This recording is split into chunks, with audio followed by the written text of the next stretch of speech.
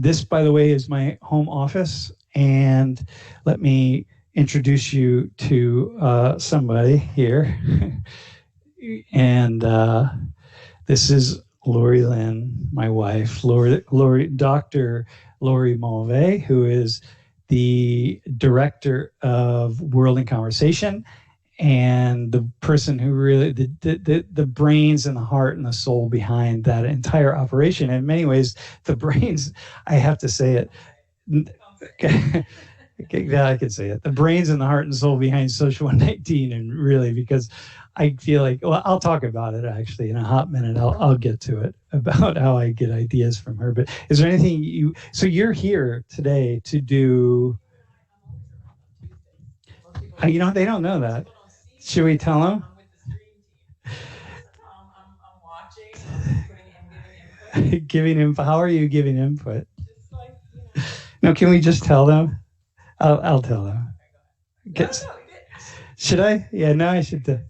Yeah, because so what you don't know is if you watch carefully, on Tuesdays you'll see that I wear an earpiece, and what's going on is that Lori is in the back room with the stream team watching the stream and speaking in my ear, just kicking ideas out, giving me some ideas. What are you doing actually?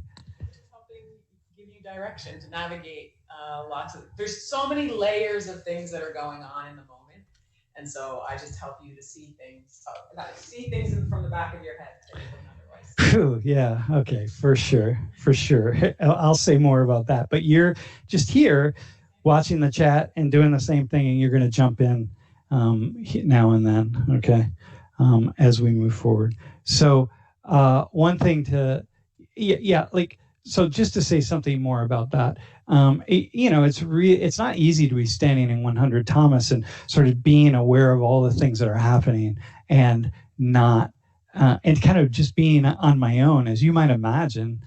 So it's really nice to have people who are kind of holding things down, like Jeff is holding things down, Darnisha and Joy are holding the stream down, and Lori on Tuesdays is really just helping me to maybe like formulate questions or something like that. So there's always a production crew behind the scenes. Yeah.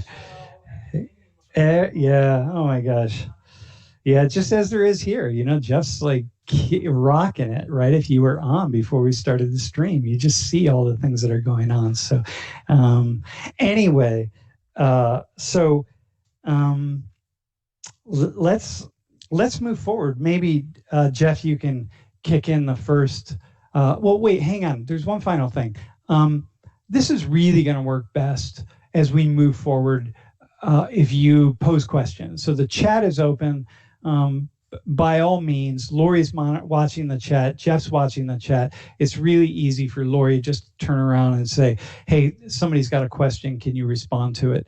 And also, you are invited, if you have something that you want to say and you're in a quiet place, you have a camera, you have a microphone, and you would like to jump on the stream and jump on Zoom and ask a question, Jeff can make that happen. So put something in the chat at him and just say, hey, I want to come on. Send him your email and he'll send you the Zoom link so that you can hop in and ask your question. So we don't, I say ask your question. I could say make a comment as well, but I don't want to open it up. We want to open this up, and we're just in the very beginning stages of seeing how we're going to do this. So we'll kind of stick with questions and short comments for now. But it would be really nice if today we had at least one person. Just try that out, see where we're at. As well, I should say that we do have a special guest today who's going to come in toward the back end of class. Someone who has visited Social 19 several times, someone from the other side of the planet. And I'm really happy to have him back. And what I want to do as we move along is have these kind of reports from the field, talking to people around the world a little bit, inviting them into the class, just to spend a few minutes talking about how they're, this new world that we're in is impacting them, like how the world is different for them. So So that's pretty cool. And a shout out to Jiggy for the shirt, by the way. Vulnerability is dope. Some of us right now are more vulnerable than others, I have to say.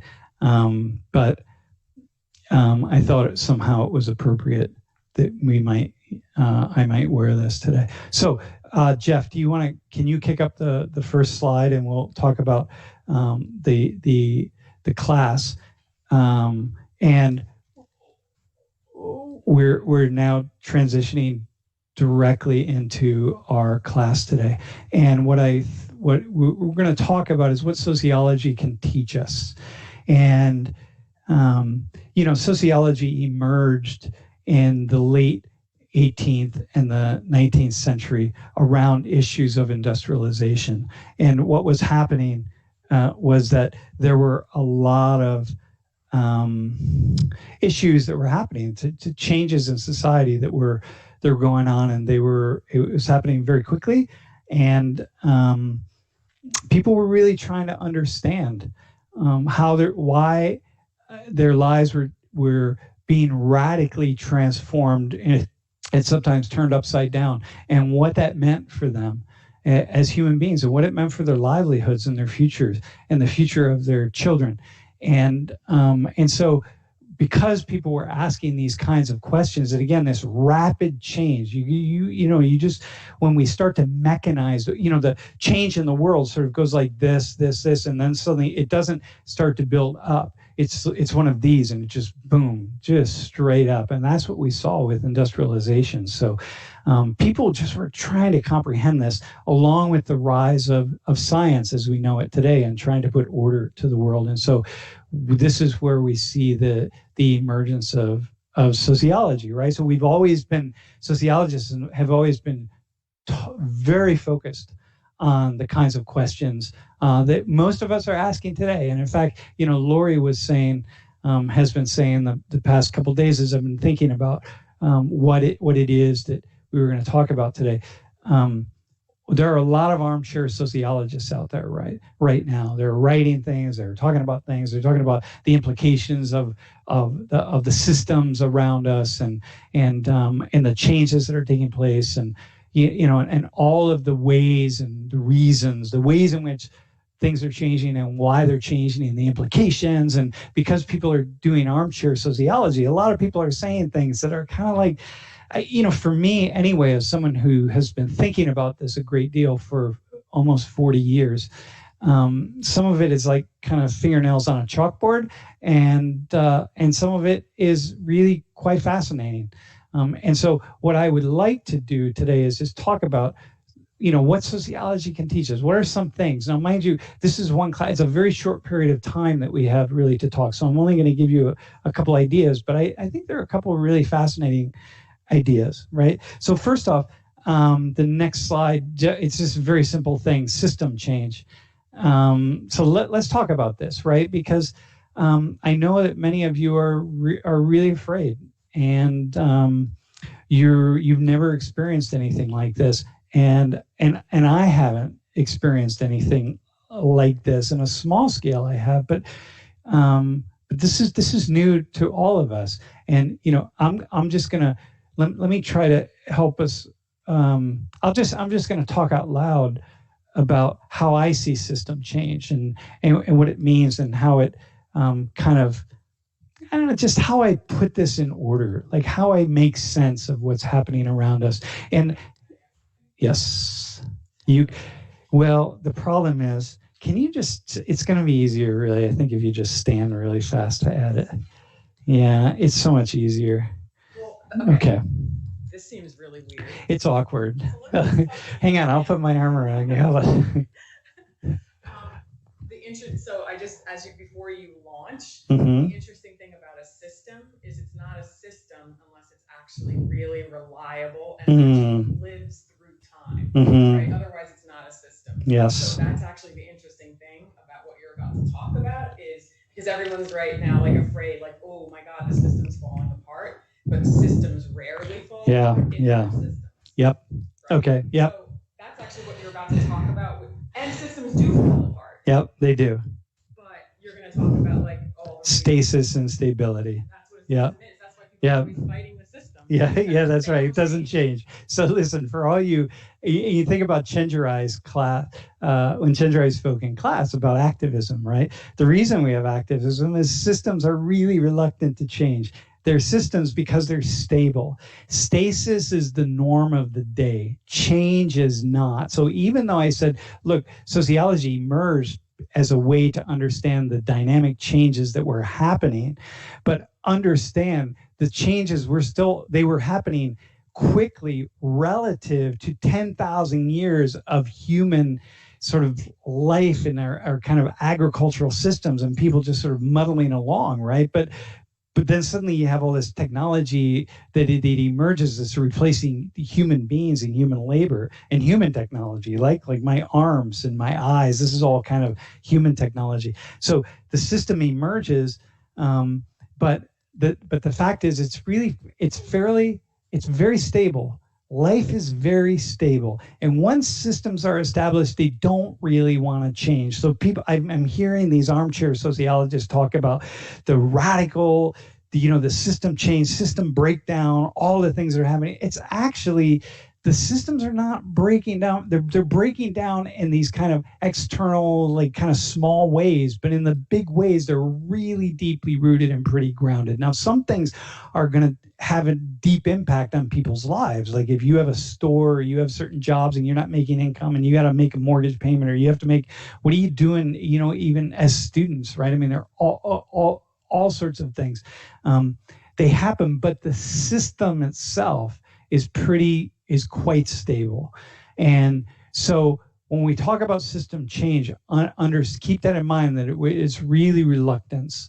Systems themselves are, I say reluctant, like I'm reifying the system and giving it life, but they're going to change to a degree, but it's going to sort of continue, right? And now I've learned this in my life. Like when I was young, I had the idea that I was always expecting the revolution, right? Like I came of age in the 70s, and people have the idea that the 60s was the decade of revolution, but it very much rolled right into the 70s. And so I came of age at that time and thinking like, oh my gosh, we're going to radically transform life on the planet. And in fact, it really, I found out that the planet is actually really rather slow to transform. And so what I'm saying is, I'm not saying that there's nothing to worry about in terms of system change and so on, but system collapse is a different kind of thing. Now, mind you, it doesn't mean it's never going to happen. We talk about climate change, we talk about lots of things. It doesn't mean it's never going to happen, but understand that stasis and stability is the operative word here. And so I'm going to explain. There's this theoretical perspective that I used when I wrote my doctoral dissertation that really brought this to life. In fact, I used it in the second course that I ever taught at Penn State called Sociology of Institutions. And it's called Structuration theory. And it's a very simple model. It's a very simple idea that I'm going to see if I can say it in a way. Lori, maybe you can decide whether I've actually said it in a way that makes sense. But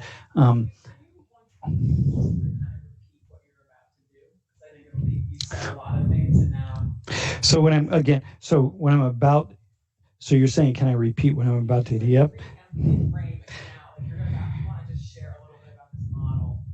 Yeah, I'm gonna share about why this model is going. It's funny, I don't really do this. If you've noticed in class, I've not talked about a single theory or a single theoretical model or a single writer or thinker or anything. I just don't bring that in. So this is actually, strangely enough, the first time I'm bringing something in. But I just want to give us a framework to understand why it's really hard for systems to change. Because it's really cool, man. It's one of those ideas that I know when I got it, my mind just went boom. Does that make sense? Is that cool? Did I say enough?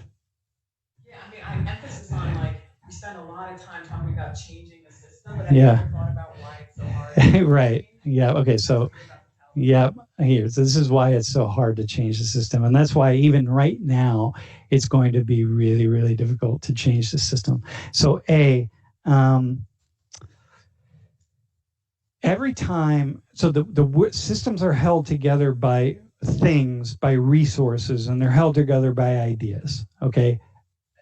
Things and ideas. We call them rules. In this theoretical model is called rules and resources, right? But it's ideas and things, right? So things are, resources can be intangible, they can be tangible, but it doesn't, it's irrelevant, right? So we draw on things, right? So like, for example, I have a chair and I have a closet door, and every time I open the closet door, I reproduce the idea that the closet door is something that you open, right? A chair is something that you sit in. A car, I drive it, right? Roads, stop signs, stop lights, whatever it is, right? Every time I use a resource, I reproduce that resource in a way, right? I make it, it becomes, I pull it. It's like, I'm going to do this really fast because, like, do I got to do it fast?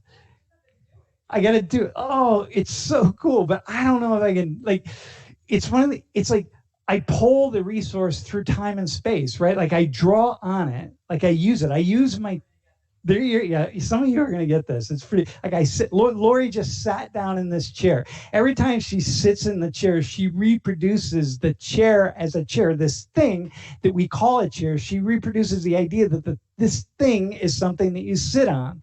And so it's like she's pulling the reality of the chair through time and space, right? So language is something that I'm using English language. As I'm speaking right now, I'm reproducing the idea that I'm reproducing the English language as I'm speaking. So I'm drawing on the rules of grammar and the knowledge I have of the English language, but I'm reproducing it as I'm drawing on it. I'm reproducing it, and I'm taking it through time and space.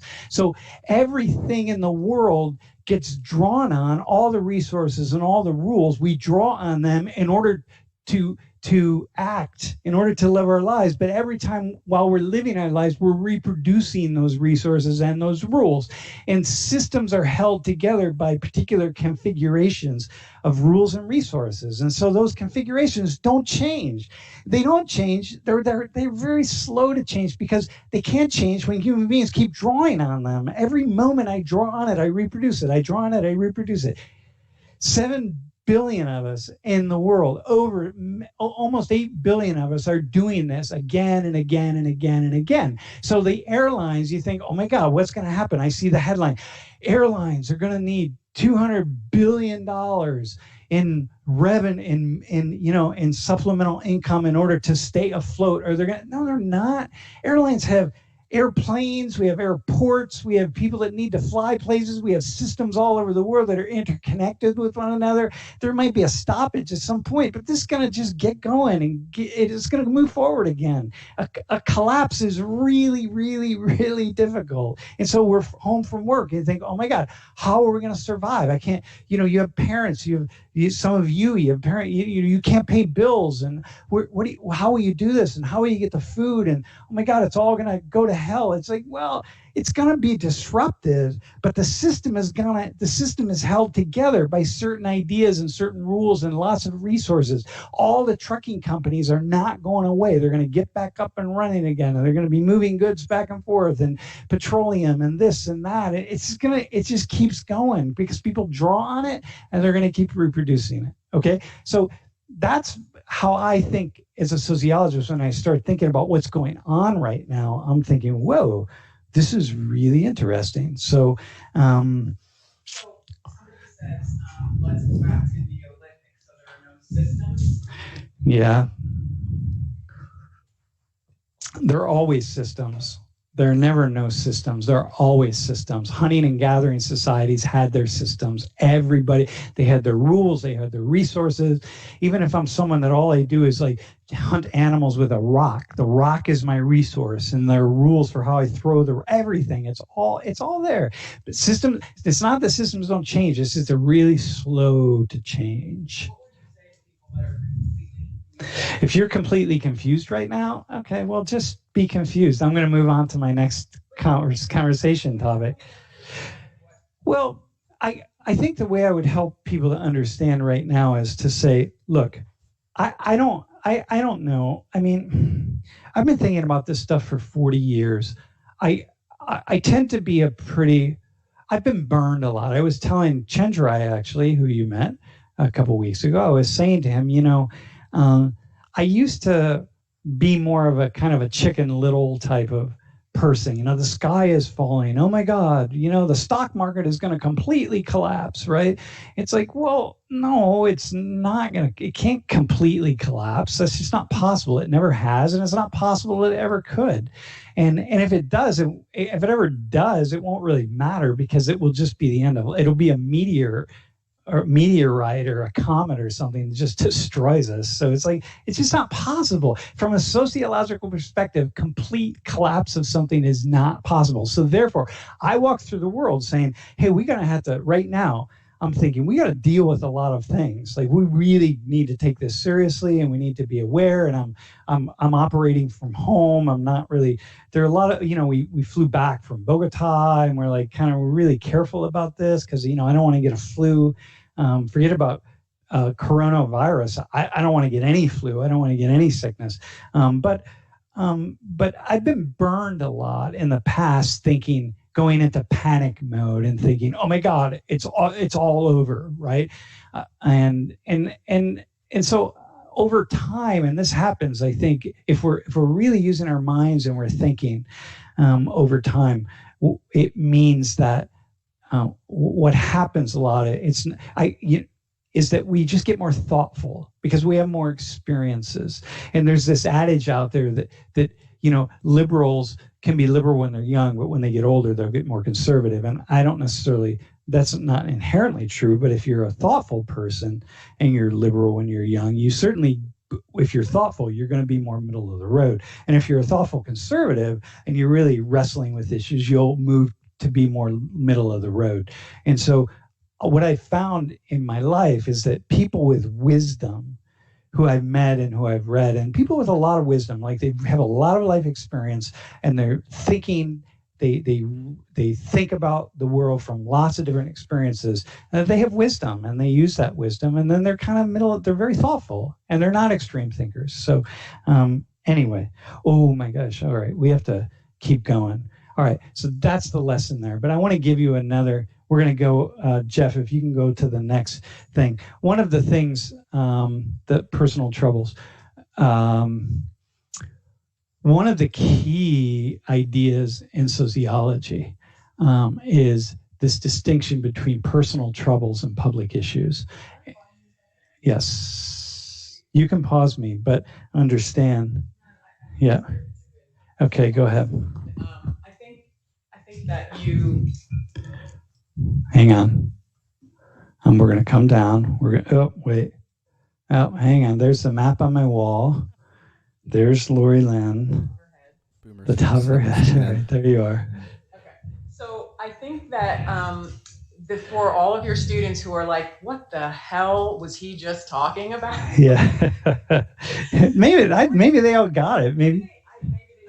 But yeah. Just only because I live with you and I've heard this many times, I feel like I think it's important for you to say that I think before you transition just to the next piece, is that what you were trying to say is that there are deep understandings in sociology and studies and theories that explain why systems don't change. And why they never fully collapse. People are bad, or people are stupid, or people are blind, but because we create systems through culture and resources, et cetera, that actually are so resilient that they do not change easily. And so that idea is one to just think about as we're walking through this experience together. Right? Where everyone's like, oh my God, everything's breaking. And the idea is that it feels like that. Some things are going to break, some things are going to get built, but there's a lot of scholarship that has preceded all of us that says this is how systems never change and why they don't. And so that's just like, or why they rarely they change.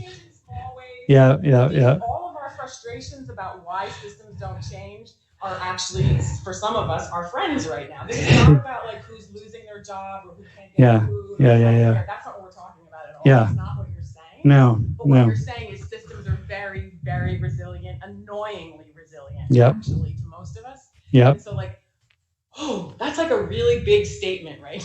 Yeah, well, it is. If you go into this, thanks, Dr. Mulvey. If you go into this with that in mind, that systems are actually pretty resilient, and you start watching the news with that in mind, I think maybe you'll have a very different experience, and maybe a much more thoughtful experience. Worth exploring. Like, it doesn't mean that your life, things aren't really tragic. I mean, things are, for many of you, it's like, oh my God, what are you gonna do? How are you gonna pay? How's your family gonna pay the bills? So now here's what we're gonna move to the next issue: personal troubles, public issues. So because what sociology teaches us also that to focus on the public issues, stop paying attention to ourselves. Human beings are born psychological creatures. We see the world around us as we can only see it through the eyes, through a limited space in which we are living. And it's really hard to truly zoom out and see the interconnectivities of everybody. Hang on, how do I say this? First off, I should just say the following. I was teaching about this concept. I was going to tell them how you taught me about personal troubles, public issues, but I was teaching about this concept for 4 years.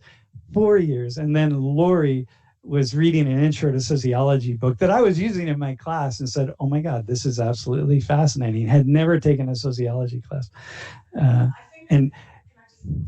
No, let me keep going. Let me try to do this because I'm going to run out of time if I don't. So sociology teaches us to sociologizing is getting out of our own shoes and understanding the ways in which the systems around us, the world around us, shape lots of people and not just us.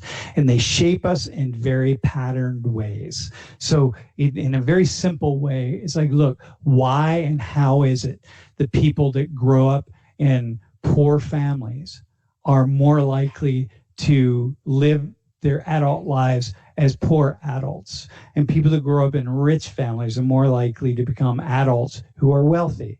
Like, how is that? It's not so in a very simplistic way. It's like, well, because, rich people and poor people have different ways of handing means down and teaching to their kids, and teaching their kids certain ways of being in the world, and so on and so forth. That's like all of the kind of, that's the basics of sociology, right? So how human beings in similar sociological experiences or similar sociological conditions have very similar experiences. So all over the world, this is true, these kinds of things, right? And that's kind of basic sociology. And so what happens in a situation like that we're in right now, that we experience this as a personal trouble, right? It's like, oh my gosh, I am experiencing the upset in my system and in my life that's caused by this virus that is sweeping the world. And it's about me, it's about my life, it's how I live it, right?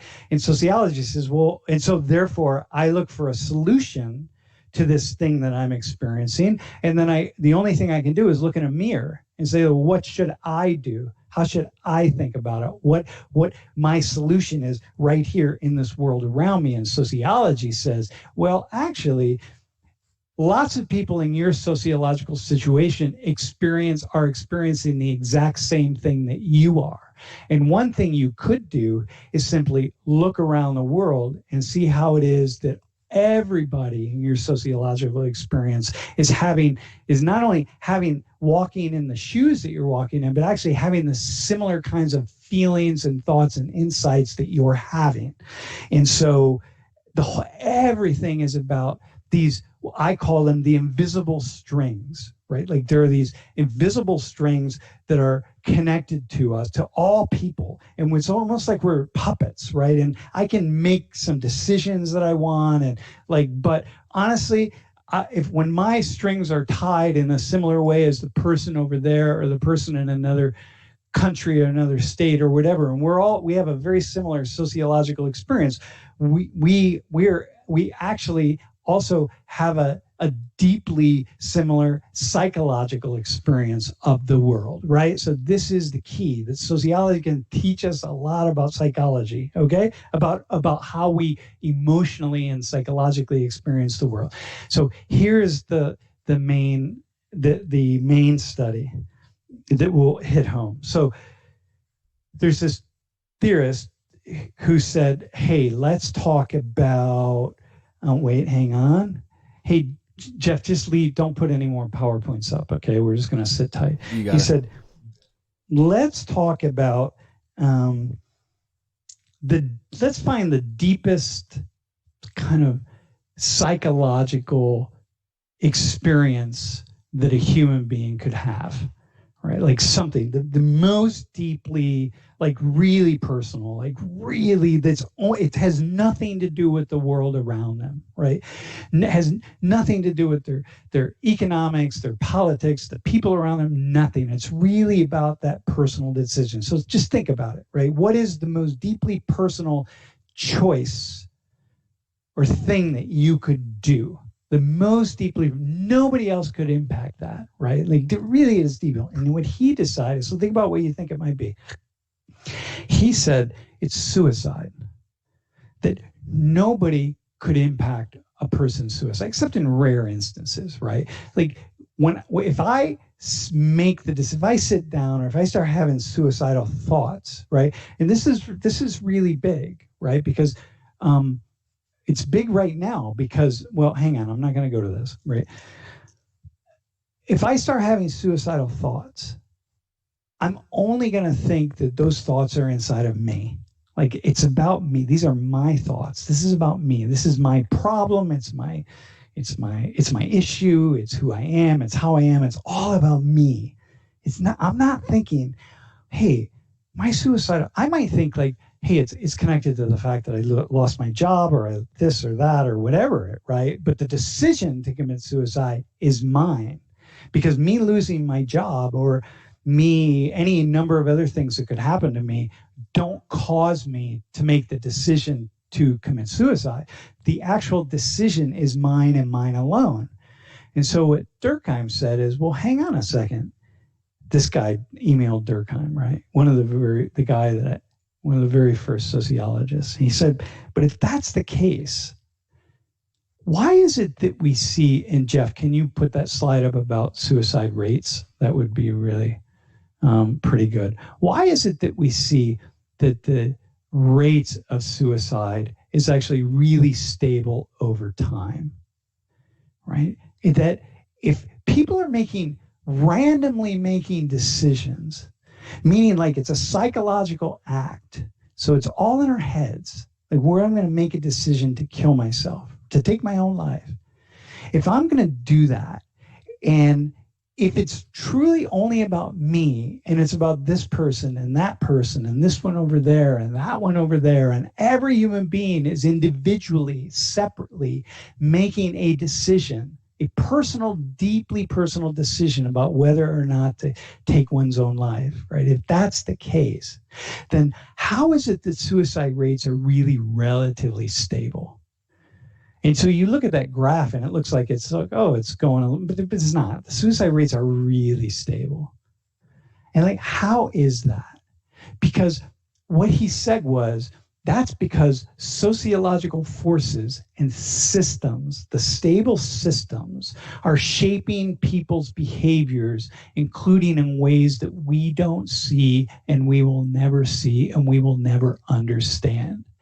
So if sociological factors and forces can shape the human propensity to even take one's own life, then surely it can shape lots of other things, because there's nothing more personal deeply psychological, deeply personal than the act of taking one's own life. But what Durkheim was showing is like, actually, it's not very personal at all. I mean, on one hand it is. On the other hand, it's shaped by all of these things outside of us, and that we don't see and we don't understand. Once again, the invisible strings. It's like we're connected to society in a way that we can't even comprehend. So that in any given year, basically, there's slight shifts in the numbers, in the rate.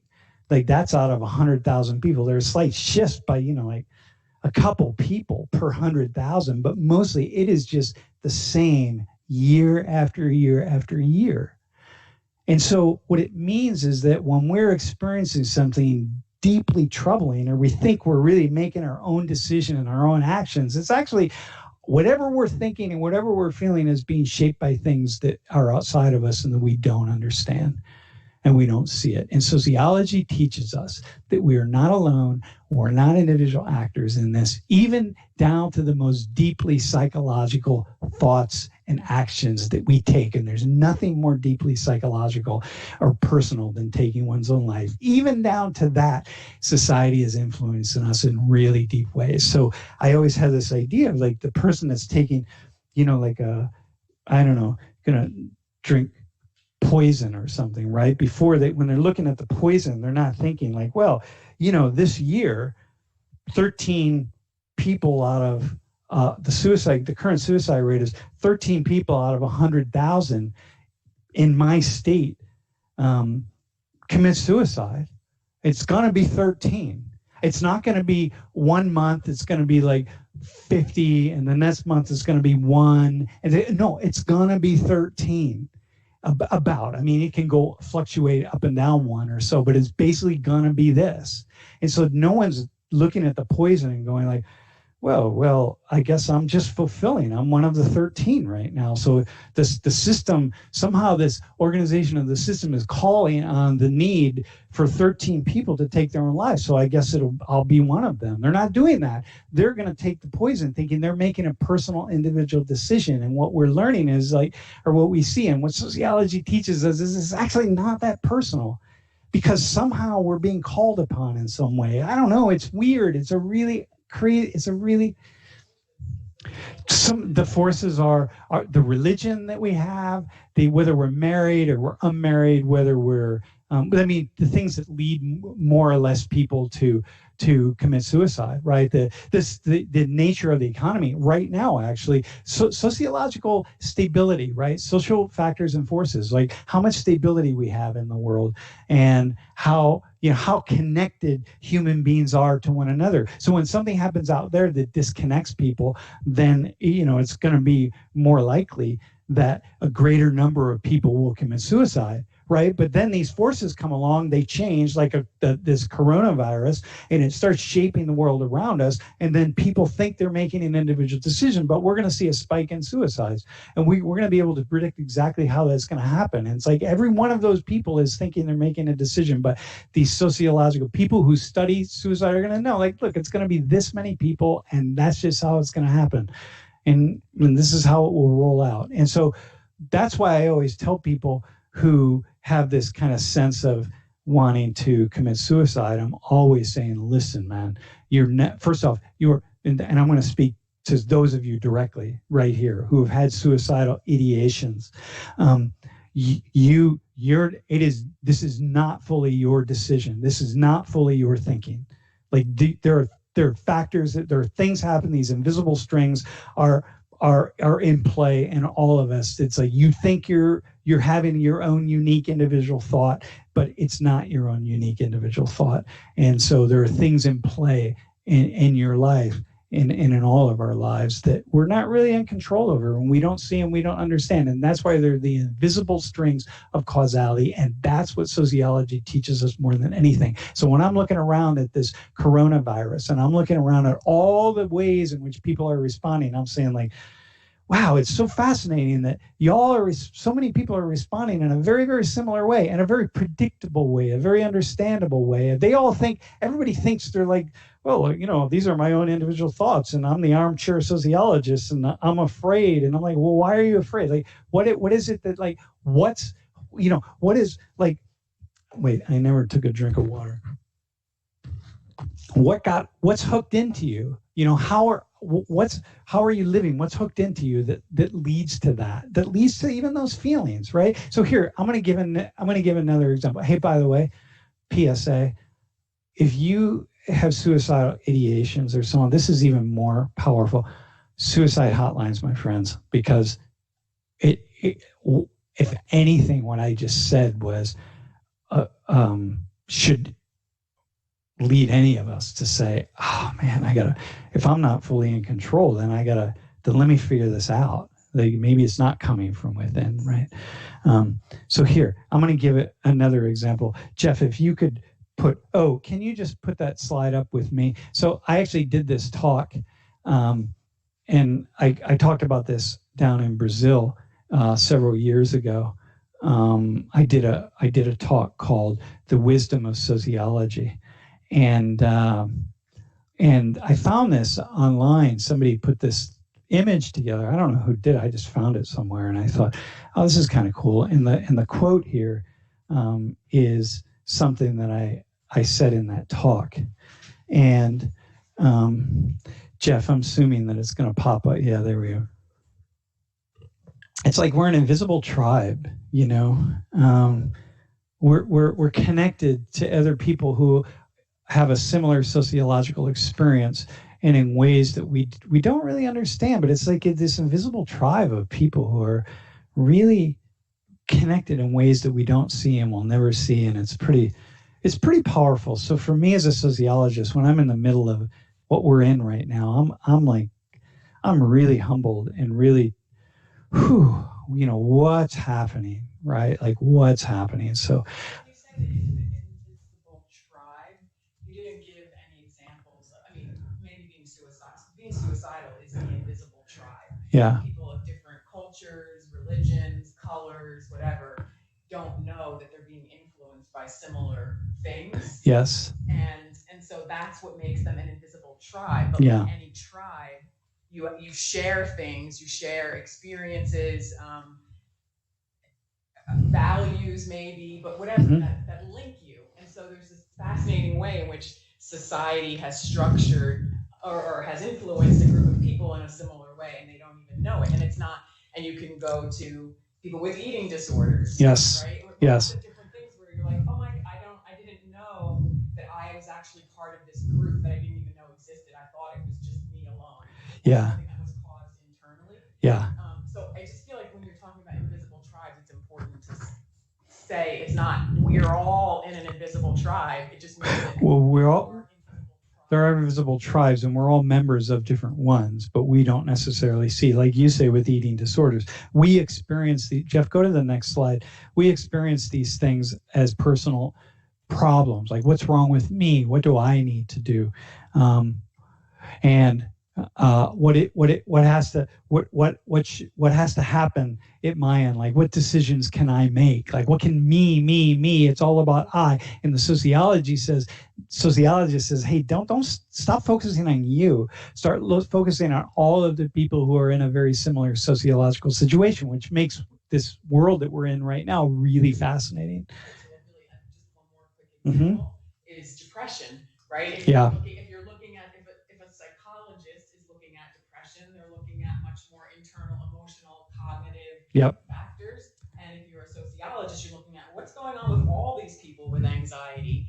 What is a similar thing that's affecting them, right? And both are significant and meaningful, right? But they lead to different solutions. Yeah, different solutions. Like anxiety is a good one because, we're seeing more and more cases of anxiety. And all of you who have some kind of anxiety disorder, you think it's all about you. And me as a sociologist, I'm watching anxiety rates change over time. And I'm like, well, more people aren't having anxiety per se, right? Or if they are, there's something else happening. What else is happening? The way we define it, but we zoom out. It's not about the individuals. So here, I'm going to give you an example. Jeff, go to the first.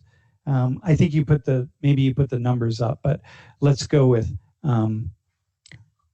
those. We have those two questions, but put that first set of numbers up, right? So this guy. So here, let me just talk about this will be the last thing I say, and then we're going to bring our guest on. So for women, this researcher was looking at the Me Too movement and just the power, watching women who are sort of really getting empowered over sexual harassment, and in an important way, right? And so saying like, well, but how empowered are they? So let's really look at how empowered are people to actually make the kind of decision that they think they want to make in their minds, like a very obvious decision, right? And so one is, so he asked, he's just started asking around with people like, all right, listen, how would you react to sexual harassment in the workplace? And so everybody's like, oh, I wouldn't, I would speak out. And he said, well, how about this scenario, right? How about if you went in for an interview and people were asking you just really personal questions, right? And so how would you react? And they said, well, so what kind of questions? So he started throwing questions out, and he designed this interview process, this survey. So he asked 197 women. If you went in for a job interview and you said, and someone started asking you just these personal questions, like, for example, they asked, in the job interview, right, do you have a boyfriend?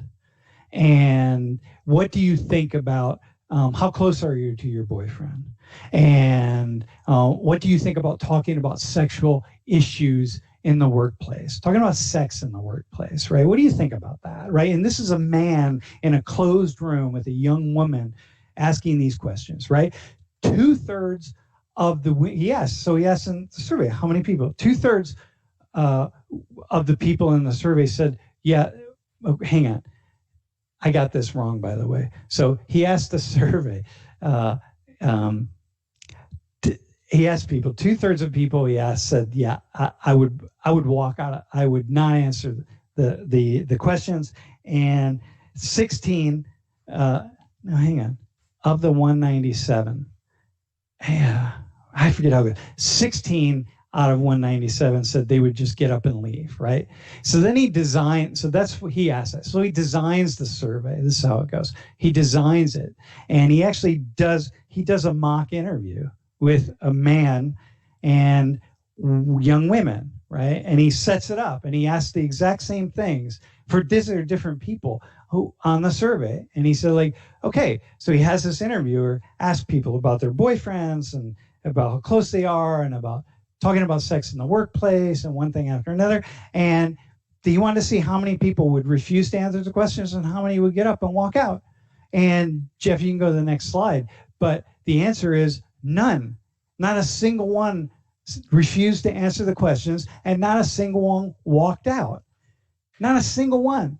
Even though 2/3 said, I wouldn't even answer the questions. 16 are saying, of the 197 or so, are saying I would walk out of there. Didn't find anybody that would actually do that. And so the thing that's what sociology teaches us is that, look, what's going on with these young women who have one idea in their minds about how they would act and what they would do, but when they get in a situation, right, that they freeze and they don't do anything according to what they think, right? What are the invisible strings, and how are things really connecting us in ways that we think we're making decisions, we think that we're acting on our own, we think that we are in charge of our lives, we imagine, but in these situations, there is these invisible forces that we don't see, we don't understand, we don't really comprehend, that are kind of holding us in place in some way, and like, oh my God, it is really humbling.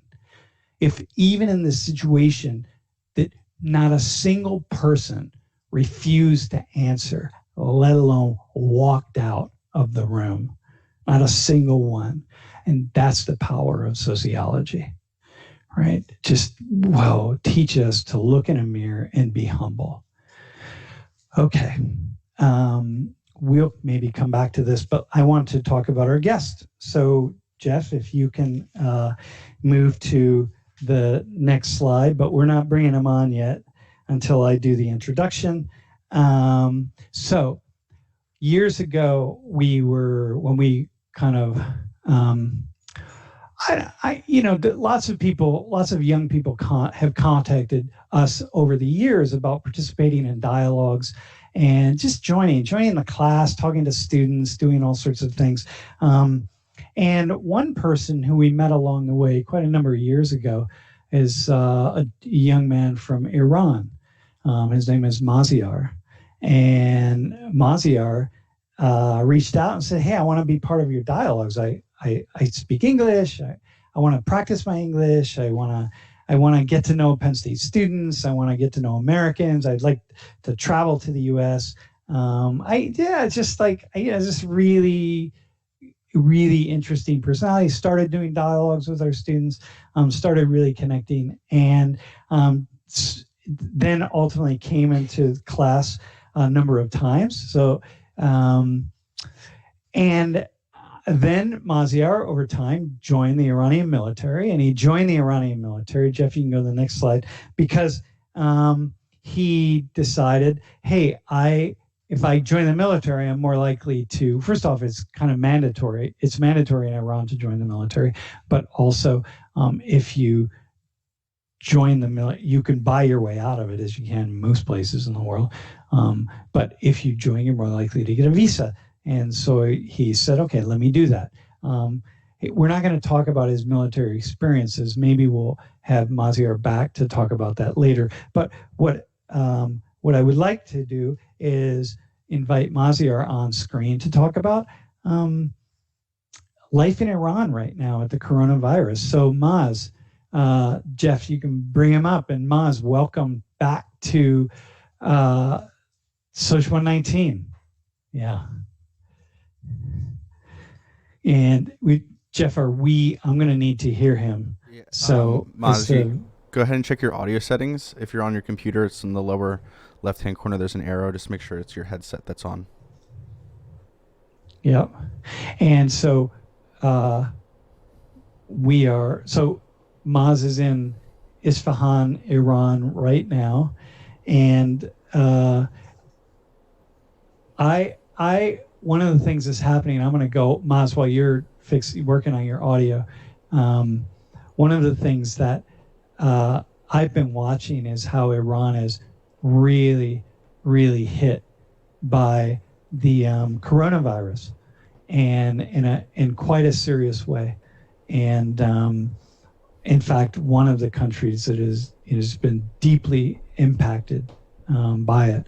And so I thought, well, it'd be really nice to bring him in to talk a little bit about it. And also what I thought was, once again, as I said earlier, I'd like to bring some different people in from different areas of the world and different areas of the United States to kind of just spend a few minutes every class kind of saying a few things about what they're experiencing. So let's see if we can make this happen. And if we can't, we will bring him back on a different day. But let's see where we're at. Maz is pretty technologically savvy, so yeah, he's trying on new pair of headsets.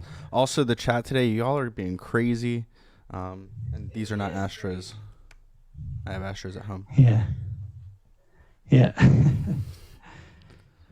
Maz, what do you got, man? No, we don't have it. Make sure your Zoom volume is up, man. And if we don't, you were just on last night. We were just talking. So, hey, is there any questions from the chat I need to ask? We have a person who might potentially join us. So if you are one of those people who wants to join, send me an email or send me a tweet. Lori, what question do you have? Yep. All right, man. Gaming God.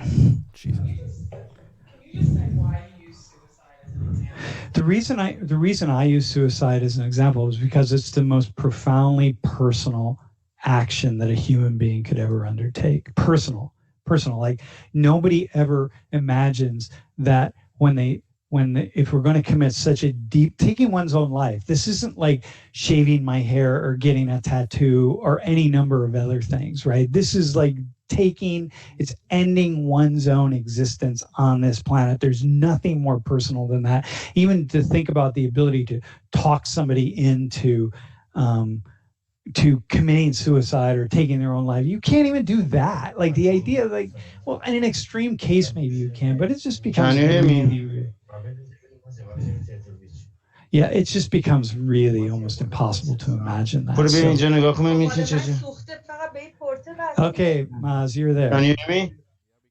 Yep, we got you.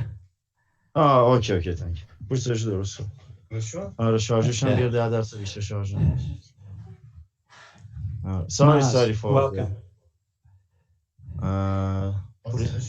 نه صداش قطع کردی اسپیکر با میذاری سر این. Hey, so Maz, can you hear me? Yes, I can hear you. Thank you. Charger. Okay, good, man. So welcome back to 119. So listen. Yeah. Okay, sorry. Nah, that's all right, man. Listen. So tell me what's happened. Just like give me. همین الان بزن یعنی قطع میشه. Okay. Hey, by the way, Maz. Okay, you're on. I'm all ready. No, that's okay. Hey, nice shirt, by the way. Yeah, one of your students got me this many years ago before I joined. They sent it to you. Yeah, I sent her some postcards and she sent me this. Dude, so I gotta get Jiggy to. I have to get Jiggy to sing you one of these shirts. Yeah. Yeah. Next time when I see you. So hey, thank you listen, for having me back. Yeah, thanks for joining. So tell me what's happening in Iran right now. Like how are okay.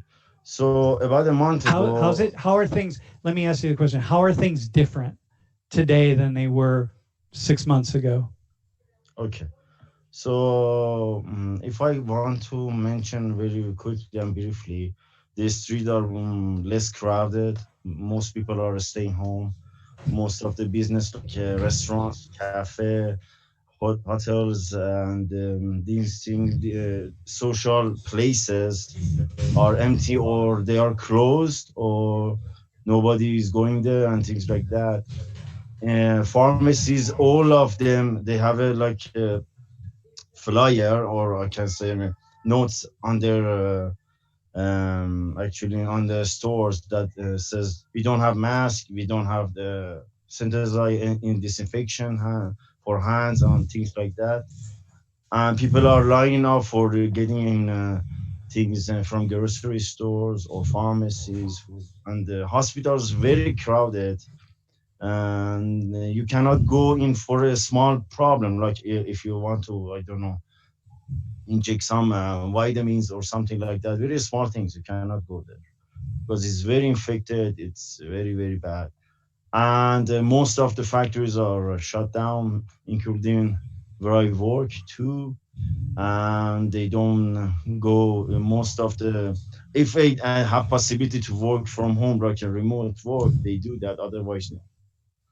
And it's very, very, very tough times for us, actually my okay, so. No, go ahead, say it. My grandmother last week went to a hospital for a minor breathing problem, and 2 days later she died.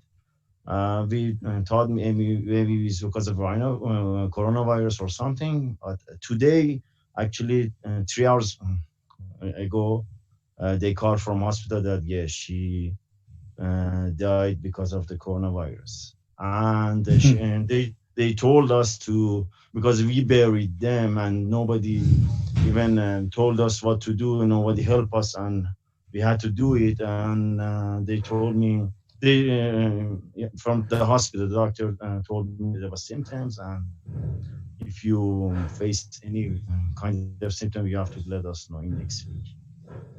So that means people in your family might have the virus. You might have the virus. Yeah, I'm so far I don't have any symptoms.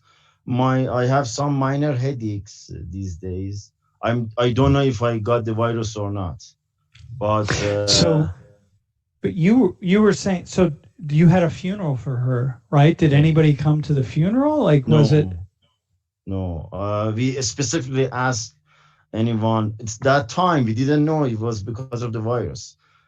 We specifically asked nobody come. We asked them not to come because it's one of the most after hospitals. One of the most infected area is cemetery, and it was very bad, very bad. Mm. Hey, so anyway, sorry to hear that, and sorry to hear that, your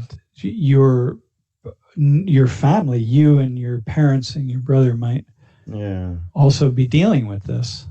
Actually, yeah. When did you start to get afraid of the virus? Like what happened in Iran? Yeah, about a month ago, I got on the social media news that 2 people died and they got positive for coronavirus. And in that center of Iran, a really religious province, we call it Qom. And that was where it started. At first, we thought maybe they put a quarantine zone and things like that, but they didn't. And because of that, it got a spread. Actually, they tested and because exactly from Wuhan in China. And but they didn't travel to China, the people who died because of the coronavirus. So it would give us the understanding that these got the virus and got infected from somebody else. And that time was we were on the day 10 or 20 actually, so we were passed behind the virus, and it started from that, all of them. And because Iran is actually under the sanction of the Trump administration, President Trump, and we didn't have enough actually tests for the coronavirus. And okay. So let me reiterate what you just said. So one of the issues that the country Iran is dealing with are the sanctions that have been imposed on the United States. And so the Obama administration had made steps to loosen the sanctions, and the Trump administration put those the sanctions, tightened them again, put them back in place. And so one of the issues related to the sanctions is the inability for Iran to get medical supplies, and that really have a detrimental impact on the way this virus is going to unfold in Iran. Because the sanctions aren't just with the United States. We're going to force any country with which we deal to not do any not do any trade with Iran. So one of the things that happens is, we think about these governments that make these decisions up at this top level, but it impacts individual human beings in those societies. So it's not just politicians playing or the wealthy or the powerful playing the games, but it actually has an impact on human beings. So in this case, that based on the sanction, the Iranian government cannot use dollar as a currency to buy things, and German big companies, for pharmacy companies and things like that, they cannot sell us because we have to use the dollars. And that's the reason, because of in Obama time we had a deal, nuclear deal, so we could, it was, as you said, lose the tie. But right now, no, it's very bad for us. Actually, we don't have enough resources. No, it's very.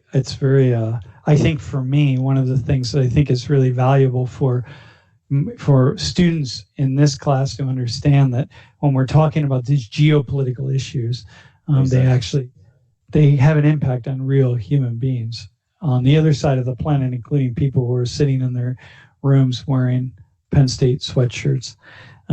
Hey, you sent. I just want to look. You sent a couple of photos. Are these? Jeff, can you just put the first photo up? It looks like cherry blossoms, right? Is that a park? It looks like it's deserted. Yeah. Actually, this is the one of in routine time, in the normal daytime. It was one of the most crowded square in Iran, and in Iran, basically in Iran, not in my province where I live. And right now, nobody goes there, and it's basic for the people who goes there, enjoy the time in a restaurant and things like that. But nobody goes there because of coronavirus. Jeff, put that one and put the next slide up too. You see these squares. This Isfahan is a really very famous old city. If you don't know anything about Iran, a very important old cultural center in Iran. So that the next two slides, and then you had people waiting in line. Are they waiting in line in a Yeah, one of them photo.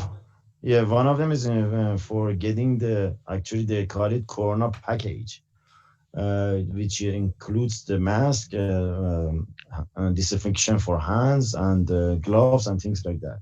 And if you can see, behind them is a pharmacy, and nobody goes to the pharmacy because most pharmacies do not have anything to provide for the people. Yeah, And Jeff, of course, put those. yeah, Yeah, of course, no, it's another very. services. Well, listen, my friend.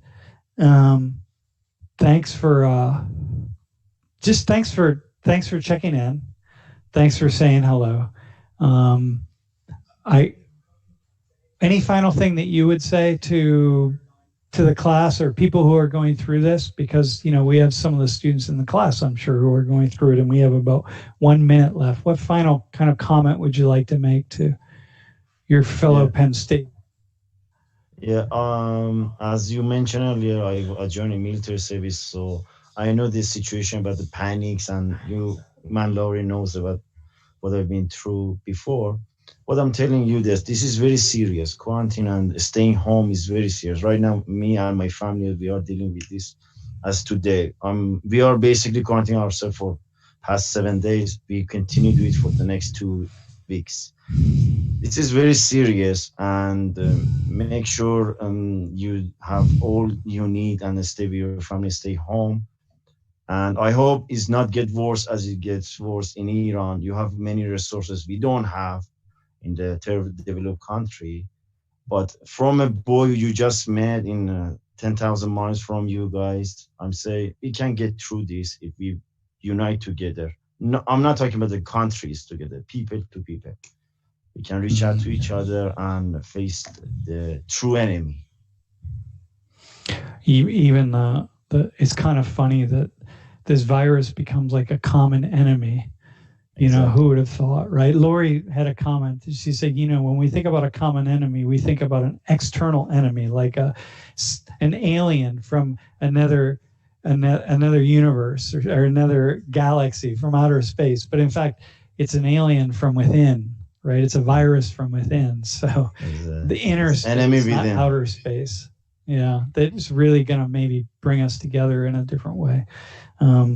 Okay. Hey, so thanks, Maz. Maybe it'd be good if we'll check. We'll stay connected, and I want to see how things are going. Thanks for joining, and to the class. Yeah, no, thank you. I really appreciate it. It's nice talking. So thank you. To the class, we are finished for today, and you will. Lauren is getting ready to kick the quiz in place, so you're gonna want to hop over to Canvas. Okay. And once we'll see you. Thanks, Maz. And when you hop over to Canvas, know that you have like 2 minutes once you get started.